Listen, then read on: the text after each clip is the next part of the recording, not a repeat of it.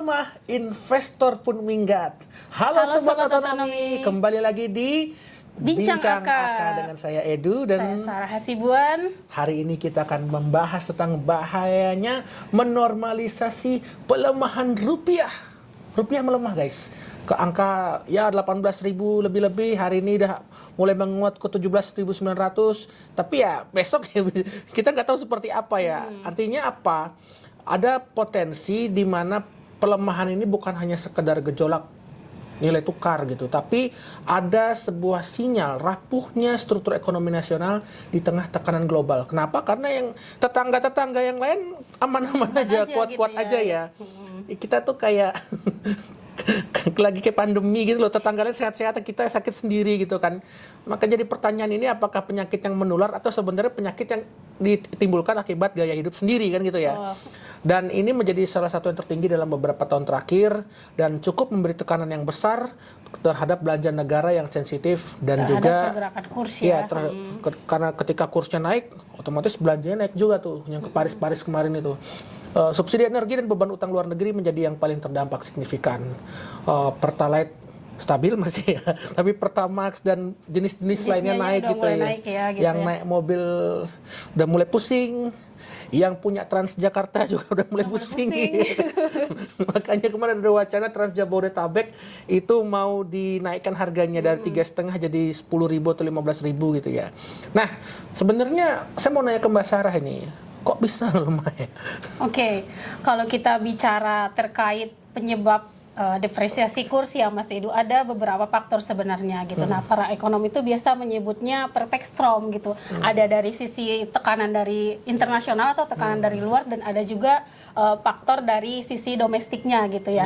Kalau dari tekanan luar gitu ya, misalnya yang lagi in belakangan ini soal konflik geopolitik Timur Tengah misalnya, atau misal yang kedua kebijakan suku bunga The Fed gitu ya, yang mendorong penguatan terhadap dolar Amerika Serikat gitu, sehingga sebagai investor dan juga masyarakat akan cenderung menanamkan modalnya pada mata uang yang relatif aman gitu, atau safe haven untuk kondisi saat ini gitu. Nah, inilah yang mendorong capital outflow gitu, atau modal keluar gitu ya. Nah, kalau dari sisi domestiknya sebenarnya Mas Edu ini adanya kekhawatiran pasar nih Mas Edu terkait kebijakan-kebijakan fiskal pemerintah gitu ya, misalnya soal MBG, Kopdes gitu ya, yang memakan APBN tinggi. Nah, gitu ya kan ya, sementara dampaknya belum terasa gitu. Nah, ketika APBN ini terkuras habis untuk MBG dan Kopdes, ini kan juga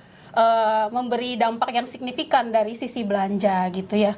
Belum lagi adanya potensi kenaikan BBM, bukan potensi lagi ya, tapi jadi, sudah naik gitu ya. Dan naiknya tengah malam. Betul, Mas Edu. Lalu memang yang Mas ganteng ini memang sukanya yang malam gitu ya, Mas Edu, tiba-tiba bangun naik gitu kan. Jadi nggak sempat demo. Betul. Ya juga.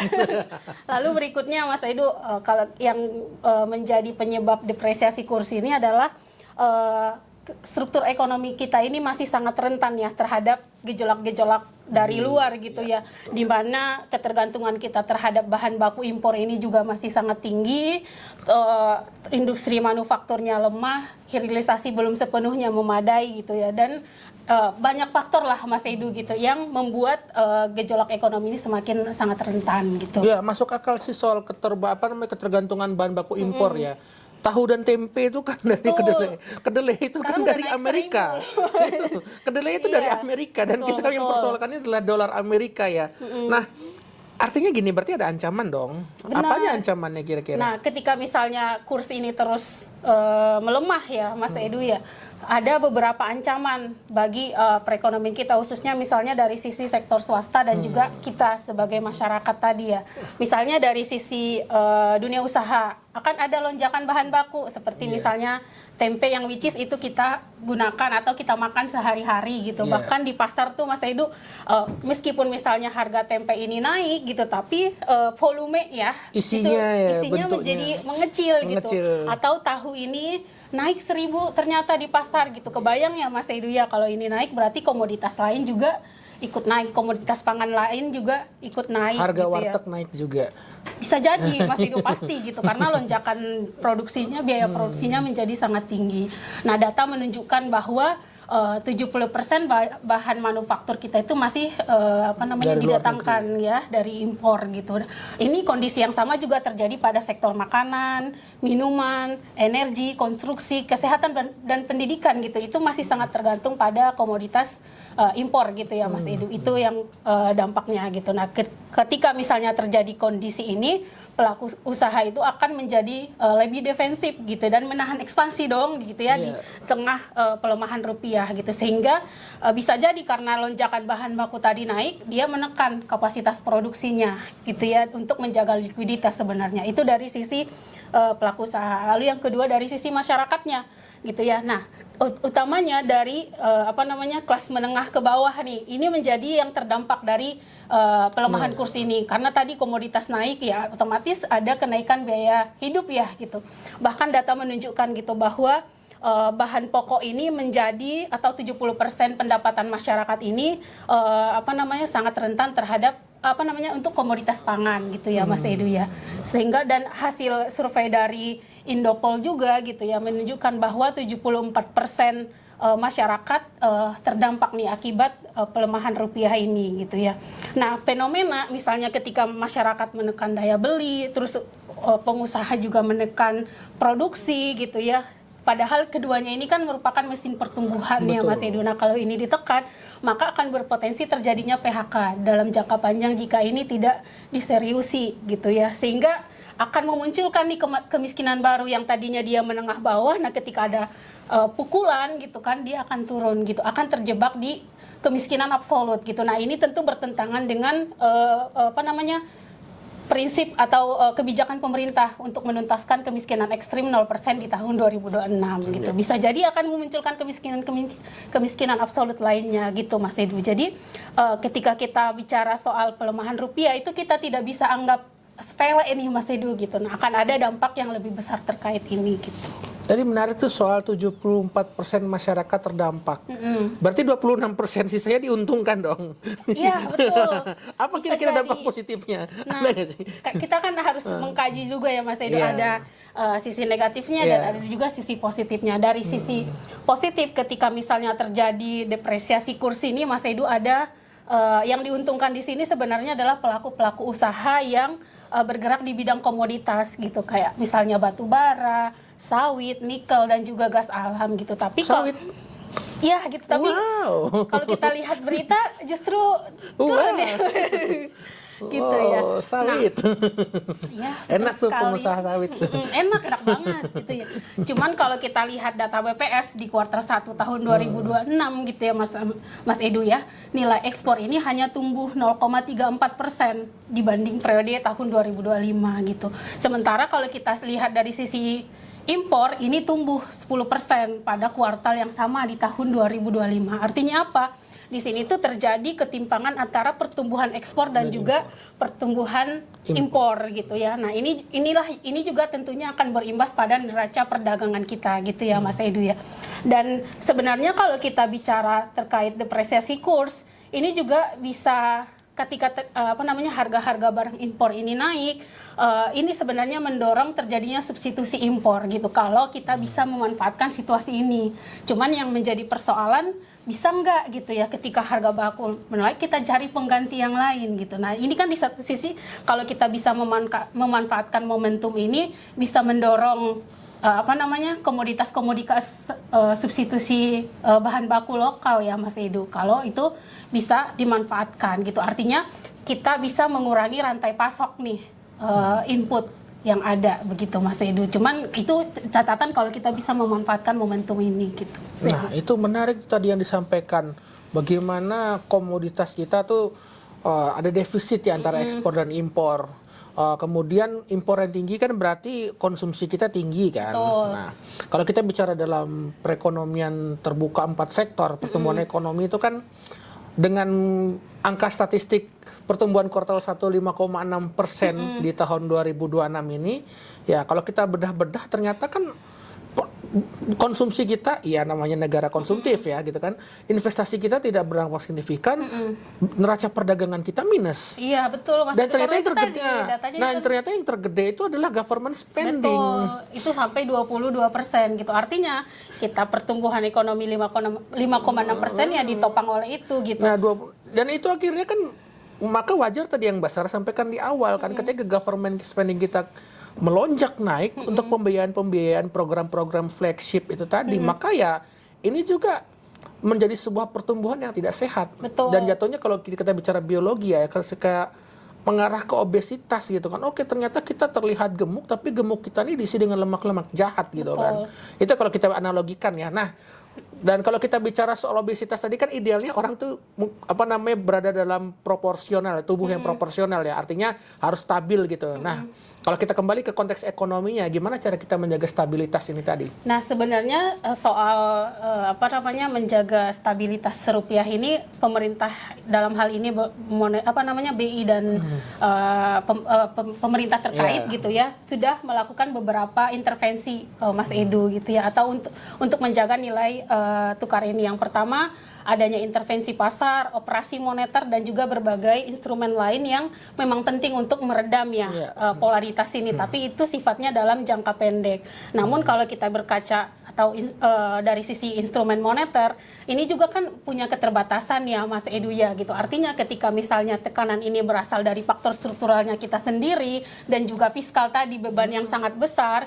Nah, ketika terjadi defisit anggaran, ketergantungan terhadap impor, dan juga keseimbangan neraca yang masih tinggi, nah ini juga tekanan-tekanan ini akan berulang tuh Mas Edu. Kalau cuman mengatasi dari sisi ini gitu ya, tekanan ini akan cenderung berulang. Lalu yang kedua, pemerintah juga sudah merespons sebenarnya pelemahan rupiah dengan langkah stabilisasi, misalnya menahan kenaikan BBM tertentu gitu, meskipun ada BBM jenis lain yang dinaikkan, tapi BBM tertentu itu ditahan gitu, dan juga ada tambahan subsidi energi.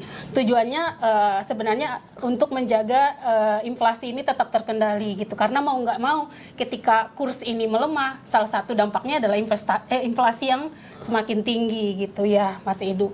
Dan stabilitas ini digunakan sebenarnya untuk menjaga daya beli masyarakat. Tapi dalam konteks ini kita lihat ya, di kuartal ini tekanan terhadap daya beli ini juga cenderung menurun gitu ya Mas Edu. Iya, betul. Nah, soalnya menarik nih kalau kita bicara pelemahan gini. Jadi ketika dia punya dampak terhadap APBN, jadi otomatis kebutuhan untuk spendingnya kan lebih besar. Betul. Dan ketika kebutuhan spendingnya lebih besar, yang sering dikorbankan itu adalah TKD kan. Makanya kita membahas ini dalam konteks otonomi daerah, karena kita bicara bagaimana implikasi dari pelemahan rupiah ini berdampak juga nanti pada struktur spending negara kita. Dan bisa jadi, dan kalau kita lihat wacana terakhir nih ya, nampaknya akan dikorbankan lagi lah TKD ini kan. Gitu kan, karena tadi APBN kita segitu-segitu aja gitu kan. Ketika terjadi pelemahan rupiah, otomatis belanja kita lebih banyak. Betul. Gitu. Nah, mau nggak mau harus ada pos-pos anggaran yang dikorbankan. Bisa jadi gitu ya. TKD gitu. Dipotong. Oh ya, gitu. TKD itu transfer keuangan daerah gitu ya. Jadi itu ya, ini merupakan sesuatu yang tidak baik ya sebenarnya.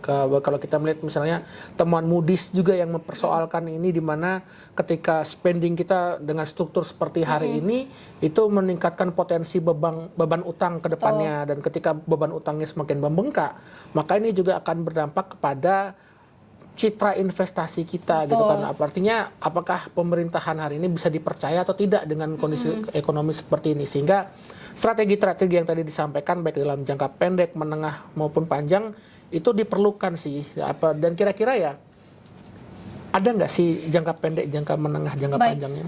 Sebenarnya menyikapi situasi ini banyak ya yang bisa dilakukan oleh pemerintah. Misalnya dalam jangka pendek ya Mas Edu, kita fokus aja di stabilitas makroekonomi dan juga kepercayaan pasar kan yang penting gitu. Buat aturan yang pasti gitu, sehingga market percaya nih sama pasar Indonesia gitu. Misalnya langkah paling oke tuh berikan insentif nih bagi industri-industri atau dunia usaha yang menggunakan bahan baku domestik gitu ya. Yang tadinya ketergantungan impor, ketika ada insentif gitu ya, dia mau menggunakan bahan baku domestik. Dan lalu yang kedua yang perlu diperhatikan adalah mempercepat hilirisasi manufaktur ya, untuk mengurangi ketergantungan impor itu. Lalu yang kedua, yang perlu dilakukan adalah kebijakan fiskal moneter ini, Mas Edu, harus konsisten dan juga kepastian kebijakan bagi pelaku usaha tadi. Kita perlu membuat grand design ekonomi kita seperti apa dalam jangka panjang gitu. Nah, kalau kita mengutip kata Pak Faisal Bahri ya, Khatib Basri maksud saya, di situasi pelemahan rupiah ini ada 3 opsi yang bisa kita lakukan. Yang pertama adalah potong gitu ya. Lalu yang kedua pinjam, dan yang ketiga adalah naikkan gitu. Nah, potong pinjam misalnya kita ngutang itu kan nggak memungkinkan ya gitu, kita melakukan hutang luar negeri di tengah kurs yang kayak gini ya. Pasti kosnya sangat tinggi gitu ya, dan itu akan berdampak kemana-mana. Ntar TKDI dipotong lagi untuk bayar itu utang. sudah gitu kan. Lalu yang kedua, karena potong ini tidak memungkinkan, lalu yang kedua naikkan gitu. Apakah di situasi saat ini kita memungkinkan untuk menaikkan pajak? Kalau pengen di demo tidak. sih, silakan aja.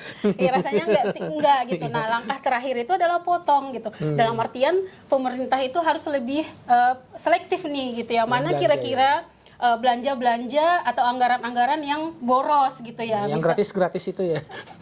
Ya bisa jadi Mas Edu gitu.